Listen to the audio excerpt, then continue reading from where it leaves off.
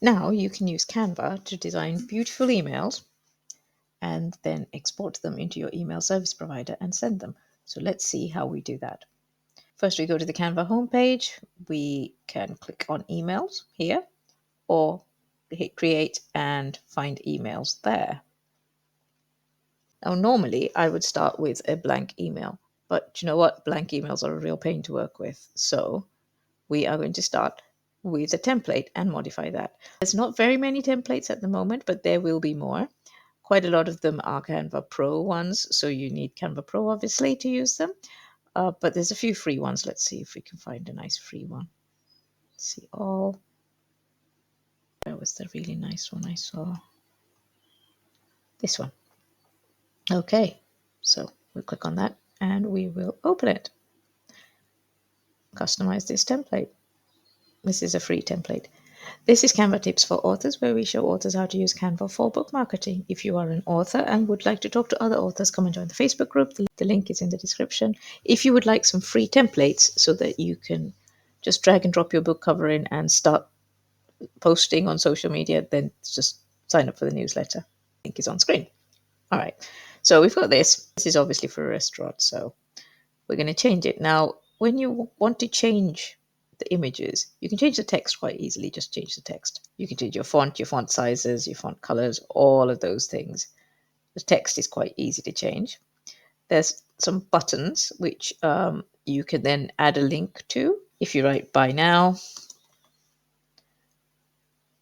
and then you can add your book buying link to Amazon and then hit done. So when the person opens the email, they can click on your email, get sent to the right place. There are a variety of buttons that you could use. If you look at the elements, there's a buttons category. Look at that. What a cool selection of buttons. And these are all customizable, so you can change colors and everything. And you can change headers, footers.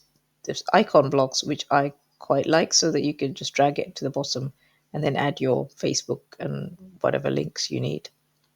If you want to separate out so that you have different sections, so I don't know, you were talking about one book and now you want to talk about an appearance that you're doing, you go to plus for the quick actions and then you go to page break. You can add things like a checklist or a bulleted list, which is useful if you want to say which of these books have you read, for example.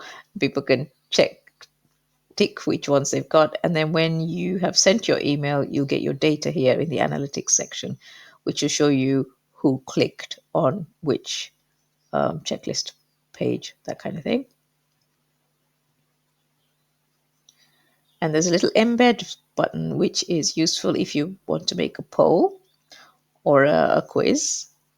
There's another video on how to do that. I will link that at the top. You can take that code and embed it in here. All quite useful. Right. So what was I doing? Oh, yeah. Page break. There we go. And you've broken it into two. Let's undo that. So you can change these images. If I wanted to add some of my book covers, for example, I could do that. And that would work.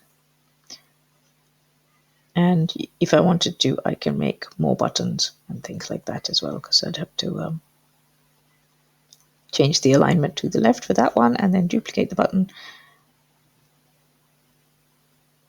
and change the alignment for the right.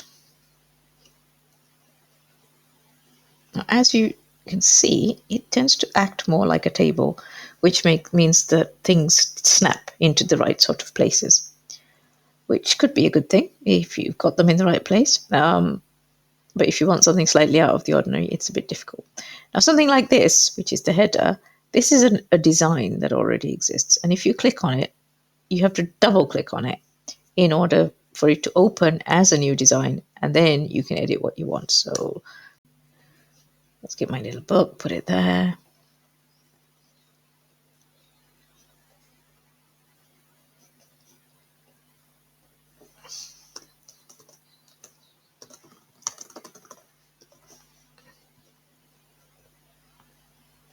And then let's change this picture for something in the Elements tab. So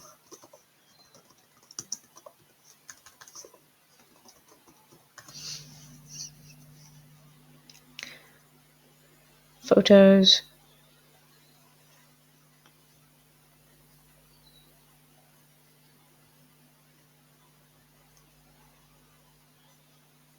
That's quite nice.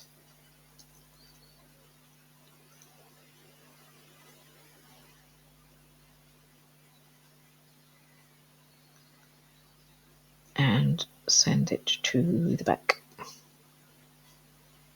Okay, get rid of this. There we go. And let's change the color of this so we can read it. And let's go to the new color, select the eyedropper tool, and let's use one of the colors from the lady's hat. And let's just change all. There we go. And let's make it pop a little bit, because effects, lift. There we go. Okay, and then we save it, and when we go back, our email has changed. So you can adapt this to look however you want, and when you're ready, you can send a test email, and it will send it. If you click on send test email, it will send an email version of this to the email address that's associated with your Canva account. You can't change that. That's the only place where you can send the test email. Okay, so we can share. Now there's a couple of ways to share. You can download it as HTML, which is what they suggest. Let's download that. It downloads it as a zip file. Okay. Then if you are using MailerLite or MailChimp or Octopus or whatever it is you're using, go and look at your service provider's instructions on how to upload an HTML email template onto your email. And then you can send it out to your mailing list. The other thing, if you're just using it to send, to send a Christmas card to friends, you can go to share, and then if you connect your Gmail, and it will let you export to Gmail. You can only do it with one email address, which is a bit of a pain. What else can you do with this? If you have MailChimp, you can easily export to MailChimp. I'm sure the rest of them will catch up soon. That's how you can use Canva to make really pretty emails. So what do you think? Are you going to use Canva to design your email newsletters in future? What do you reckon? Let me know in the comments.